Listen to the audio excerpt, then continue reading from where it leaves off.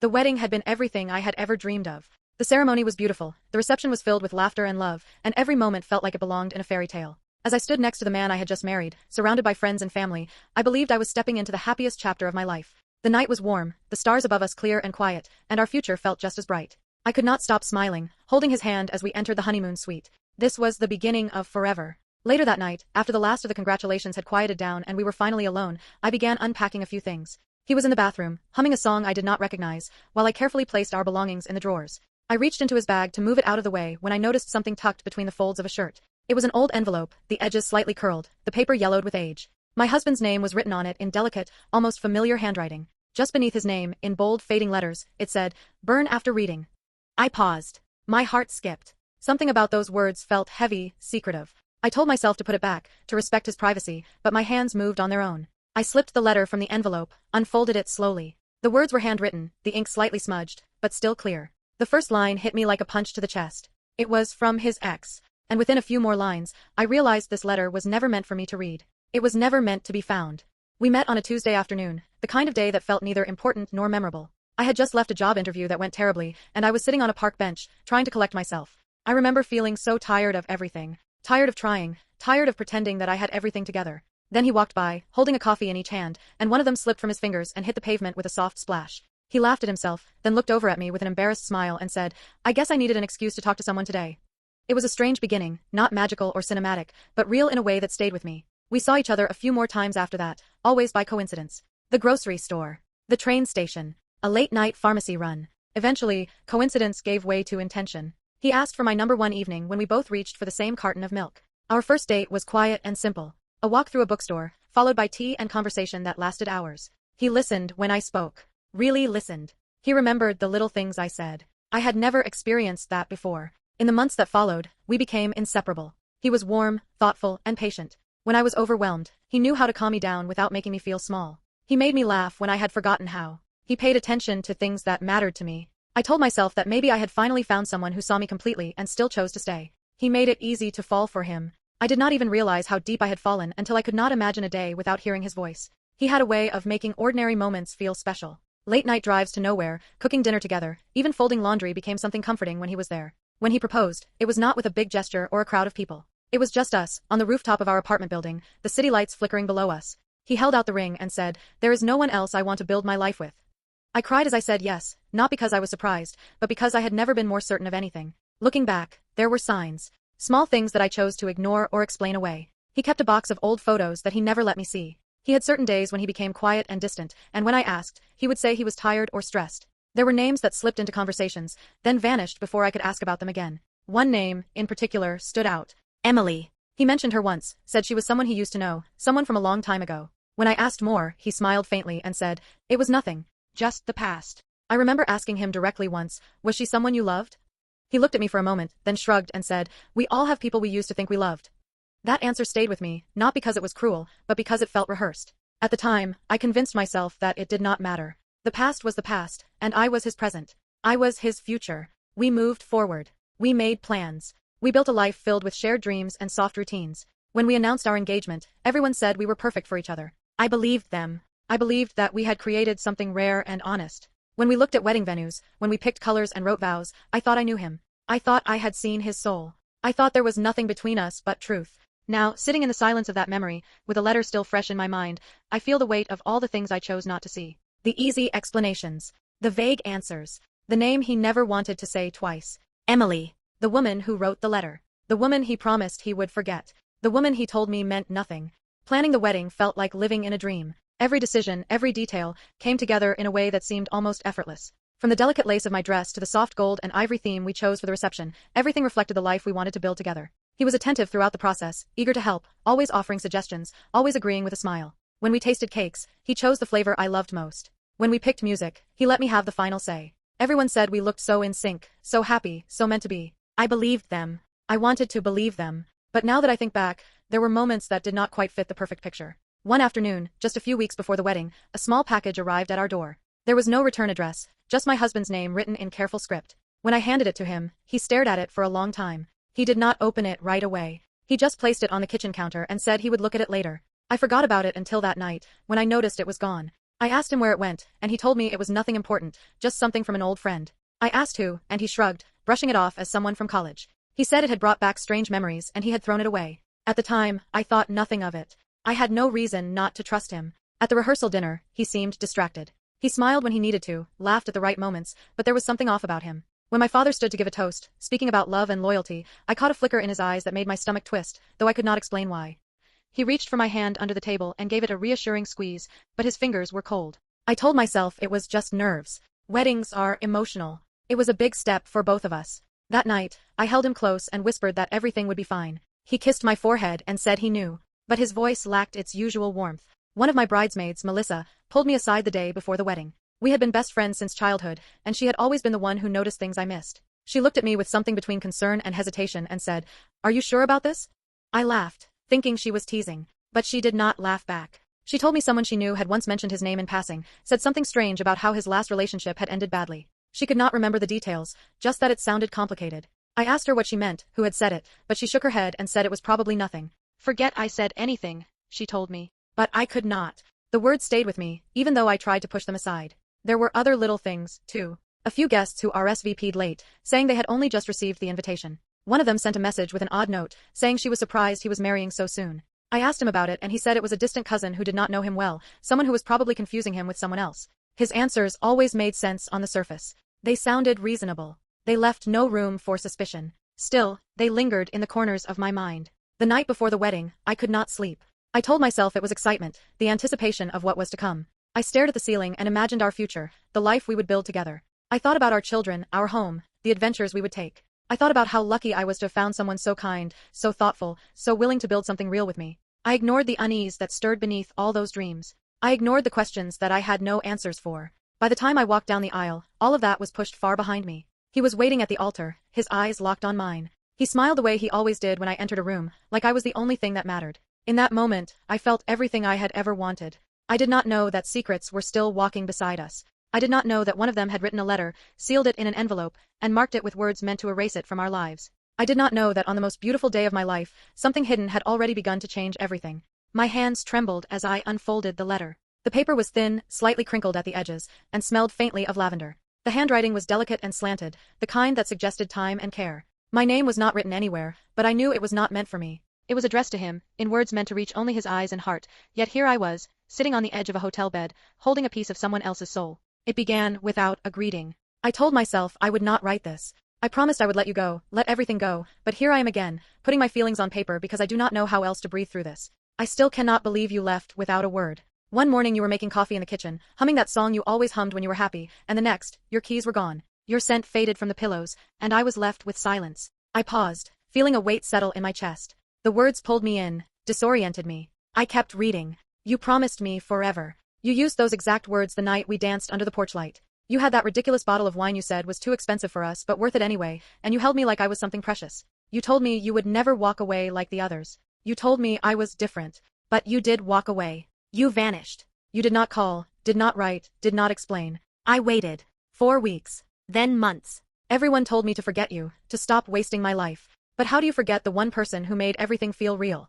My throat tightened. I had heard him speak of past relationships, but never in detail. He said he had learned from the pain, that he had grown, and that he was ready to build something real with me. But this did not sound like a mutual ending or a fading love. This sounded like heartbreak so raw it never stopped bleeding. The letter continued. You once said secrets are like stones in our pockets. At first, they are light. But the more you carry, the heavier they become, until you start to drown. You made me carry so many of your stones. You told me about your father and the nights you could not sleep. You told me about your fears of becoming like him, about how you pushed people away before they could leave you. I listened. I stayed. I loved you through every storm, even when you could not look me in the eye.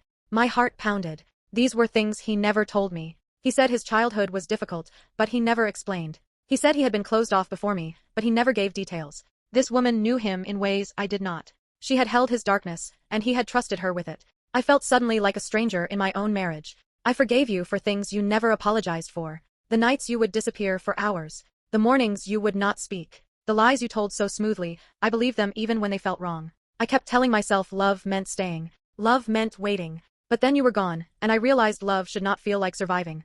Each sentence carved into me like a blade. There was no anger in her words, just exhaustion, the kind that comes after years of giving everything and receiving nothing steady in return. She was not writing to hurt him. She was writing to be heard, to say all the things she never got to say when he walked away. There was another woman before me, was there not? You told me once, briefly, when your walls were down. You said she had left you, broken you, and that you had never been the same. I thought I was helping you heal. Now I wonder if I was just part of the pattern. If there will be someone after me, someone else who thinks she can be the one to stay. I wonder if you told her the same things you told me. If she sees the way your eyes flicker when someone asks about your past. The room was silent around me, yet her voice rang so clearly in my mind. It was as if she were sitting beside me, whispering into my ear, pulling away the veil I had wrapped around my life. Her words felt too intimate, too real, too impossible to ignore. I used to think you were a beautiful kind of broken. Someone worth saving. I used to think I was strong enough to love you whole. But maybe that was my mistake. Maybe no one can save someone who does not want to be saved. Maybe you do not let go because you cannot. Maybe you collect hearts like keepsakes, holding on to just enough of each to feel full. I stopped reading and stared at the floor. My chest ached with questions I did not know how to ask. Who was he, really? Had he ever let go of her? Was I the next in a long line of women trying to hold a man who only knew how to leave? I looked down at the pages still in my lap, knowing there was more to read, more truth waiting to be uncovered. But already, the version of him I had carried in my heart was beginning to slip away. My fingers tightened around the edges of the letter as I turned to the next page. The paper crackled slightly, and for a moment, I hesitated. I was not sure what I hoped to find. A misunderstanding, perhaps. A message that would make it all make sense. But deep inside, I already knew I was not going to find comfort in what came next. The pain in the first half of the letter had already begun unraveling the version of him I thought I knew. What remained now was only truth, raw and unfiltered. I remember the day you told me you bought the ring, the letter continued. You were nervous, giddy in a way I had never seen before. You held it in your palm like it was a secret too delicate to name. You said you wanted to wait for the right moment. You said it had to be perfect. I thought you meant me. I was so sure. We had just returned from that weekend trip in the mountains, the one where we laughed about nothing and watched the sunrise wrapped in the same blanket. I thought that was our beginning. I did not know it was our ending. I read that line over again, each word falling heavier than the last. He had always told me he bought the ring after months of saving and careful planning that he had known from the moment he met me. He said no one before me had ever made him feel secure, made him feel at home. He had said those exact words. And now I was reading that he had once held that same ring with the same intent for someone else. You promised me a wedding in the spring, she wrote. You said you wanted something simple, something quiet, just the two of us and our closest people. You even showed me a venue. We took photos in front of it. Do you remember that? I still have them. You kissed me against the old oak tree near the gate and said, "This is where I will make you my wife." I still hear those words sometimes, even when I do not want to. The betrayal settled like stone in my stomach. A spring wedding. That had been my dream. When I first brought it up, he had smiled as if the idea had never occurred to him, had never belonged to someone else. And yet here it was, carefully etched into the past he never shared with me, a promise he recycled. Then came the line that made my blood run cold. You were still seeing me when you met her, the letter said. Do you remember the day you said you had to cancel dinner because of a work emergency? That night you were with her. You told me about her once, briefly, as if she was someone you barely knew. You said she was a friend of a friend, someone who helped you with something. I believed you. I always believed you. Even when I knew you were lying. The room around me felt smaller suddenly. I could not breathe. He had sworn that our relationship began with honesty. He said he had taken time to be sure, that he had ended everything in his past before choosing me. I had no reason to doubt him. But she knew details she should not have known unless she had lived them. She knew what nights he disappeared, she remembered the excuses, and now those same nights overlapped with the early chapters of my love story. How many of our memories were built on top of hers? I tried to reach out to her once, the letter said. I found her social media, saw the pictures, the captions, the smiles. She looked so happy. You looked so happy. I typed out a message. I even hit send. But I never got a reply. A few days later, my account was blocked. I tried again through a different account, but it was gone before she even saw it. I am not angry at her. I never was. She is just the next one in line, and I knew if I said anything, you would twist it. You always twist things until they sound like truth. I felt tears rising, not just from the pain but from the shame. Had she tried to warn me? Had she reached out when I was too wrapped in my fairy tale to see the cracks beneath the surface? I remembered once receiving a strange message request, something vague and half-formed, from a name I did not recognize. I dismissed it, thinking it was spam. When I asked him, he said it was probably someone from his past, someone who could not move on. He said I had nothing to worry about. He promised I was the only one who mattered now. You used to say you hated goodbyes, she wrote near the end. But you never really said goodbye to me. You just disappeared. You walked into someone else's life like we never existed. And I have spent so long wondering why I was not enough to stay for. Why I was only the prelude to your next act. I have cried over you. I have healed from you. And still, I carry you with me. I wiped my cheek, not even realizing the tears had started falling. I did not know how long I had been sitting there, hunched over the words of a woman I had never met, yet whose pain now lived inside my skin. The letter was almost at its end. There is something I want her to know, she wrote. If you are reading this, if she is reading this, then he never kept his word. He said he would burn this letter. He promised me it would never resurface, that it would be ashes long before she ever walked down the aisle. But ashes cannot speak. And maybe that is why he could not go through with it. Because part of him still knows. Part of him still remembers. I stared at the final line, written with a shaky flourish. If you are reading this, then he never kept his word. I sat in silence, the letter resting on my knees, its weight far greater than the paper it was written on. I did not know who I was married to anymore. All I knew was that the truth had finally found its way to me, and there was no going back. I did not wait until morning. The letter lay folded on the edge of the hotel bed, trembling under the force of everything it had revealed. My heart felt hollow, scraped raw by every word I had read. I could still hear her voice in my head, the way she spoke of betrayal with such clarity, such finality. I needed to see his eyes. I needed to know if any of it was a lie, or worse, if all of it was the truth. He had just come out of the bathroom, rubbing a towel through his damp hair, when he saw me sitting motionless in the chair by the window. I was holding the letter. His expression shifted almost instantly. First confusion, then something else. His hand froze in his hair. I watched the color drain from his face as he recognized what I was holding. "Where did you find that?" he asked, his voice low but sharp. I did not answer right away. I just looked at him, trying to make sense of the person in front of me. He had kissed me that morning with such tenderness, smiled at me in front of all our family and friends, slipped a ring onto my finger with steady hands and whispered vows about forever. And now he stood there, caught in the act of hiding a life I never knew existed. "You were supposed to burn it," I said, my voice barely louder than a whisper. He blinked. "What? The letter?" "She said you promised to burn it. You told her it would be destroyed. But you kept it. Why?" He opened his mouth, closed it, then tried again. "It was nothing. Just something from the past. I did not think you would ever. You did not think I would ever find it?" I stood up, my voice rising. "Is that it? You were counting on your lies staying buried, like they always have." He looked genuinely rattled now. His hands were half raised, as if trying to ward off a blow. "You do not understand. She was not well. She made things up. She was obsessed with me. She wrote about the ring," I interrupted. "The same one you gave me. She described it. She said you bought it while you were still with her. Were you planning to marry her too?" He paused for just a second. "It was enough. I was confused," he said. "We were on and off. She kept pulling me back in, and I did not know how to end it. But once I met you, it changed. You were different. I ended it for good." My chest ached at those words. "You ended it for good? After what? Overlapping both relationships? Lying to both of us? You never told me about her. You barely mentioned her." "There was nothing to say," he snapped. "It was over. Not to her. Not when she was still trying to contact me. She said she sent a message. You blocked her." His face twisted. "Because I knew what she would try to do. She was bitter. She hated that I moved on. She wanted to destroy anything good I had. She said you promised to marry her." His jaw tightened. "I said a lot of things I did not mean. We were not good for each other. She made me feel guilty, like I owed her something. But I never loved her. Not the way I love you."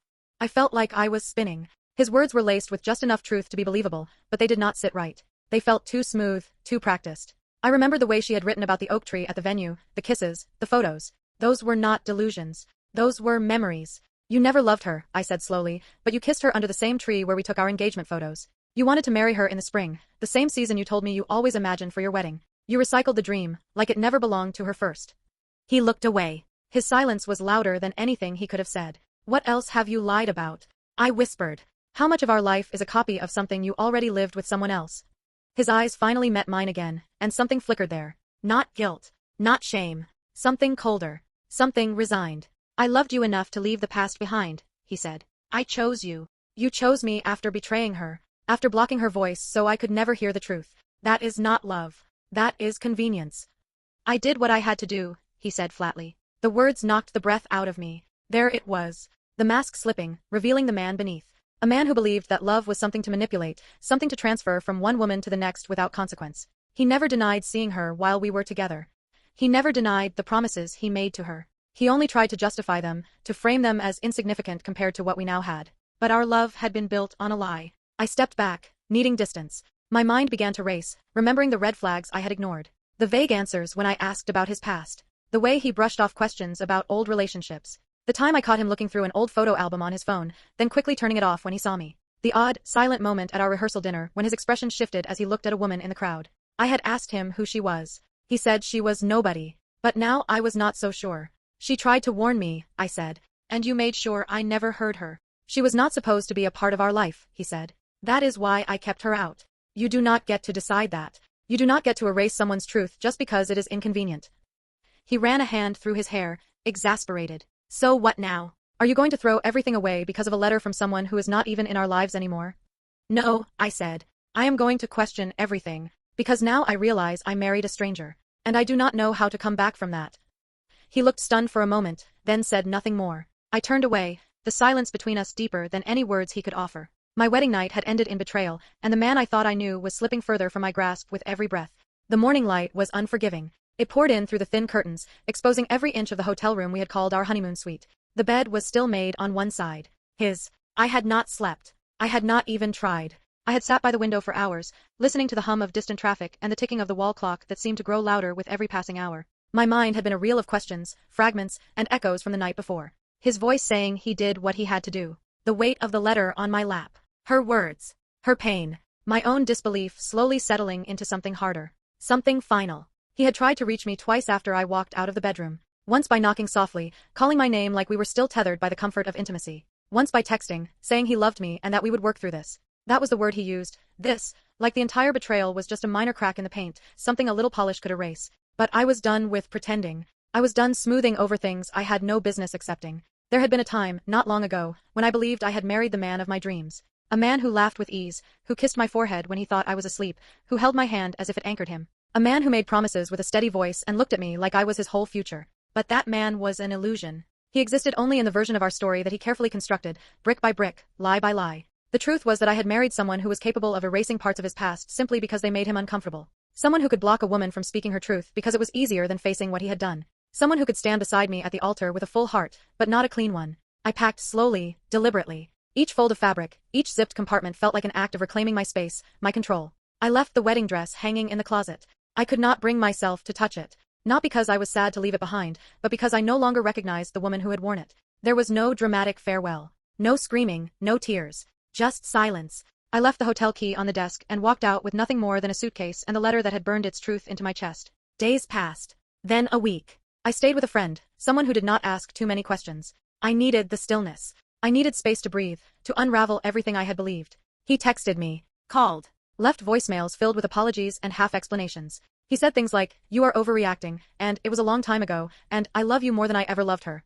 But none of it mattered anymore. It was not about who he loved more. It was about honesty, about dignity, about the fact that I would never again be able to trust a single word that came from his mouth. Love meant nothing if it was built on secrets. One night, I sat down at the small desk in the guest room and pulled out a blank page. I stared at it for a long time, unsure of who I was writing to. At first, I thought I would write to her, the woman who had tried to warn me, the woman who had loved him before I did and had suffered for it. But the more I sat there, the more I realized I was writing to myself. Or maybe to the version of myself who had walked down that aisle with stars in her eyes. I wrote slowly, without editing. Each word was a thread I needed to untangle. I married a man I did not truly know. I believed in his kindness, his warmth, his laughter. I believed in the way he looked at me, the way he touched me, the stories he told about what our life would be. I believed in the quiet mornings, the stolen glances, the whispered promises. What I did not see was the silence behind his smiles. The memories he never spoke of. The woman he erased because she knew too much. I did not see the way he compartmentalized his life, folding one story into another until they overlapped, bleeding through the seams. I wish I could say I never suspected. But the truth is, I did. There were moments, brief, fleeting, when I felt the weight of something unsaid. When his eyes lingered too long on someone across the room. When he deflected my questions. When the silence after a name felt too sharp, too rehearsed. But I wanted to believe. I wanted to be the one he had waited for, the one who would make him forget whatever had come before. I thought that love could erase history. I was wrong. You cannot build forever on the bones of someone else's heartbreak. You cannot silence the truth and call it peace. If you are still holding on, I want you to know that it is not your fault. It is not weakness to love. It is not shameful to hope.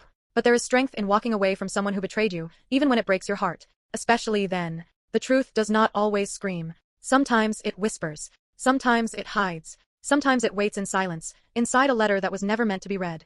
I folded the letter and sealed it in an envelope. I did not write a name on it. I left it on the nightstand, next to my phone, which I finally turned off for good. I did not need closure from him. I did not need more apologies, more shifting versions of the truth. I had found my own ending. Not the one I had dreamed of, but one I could live with.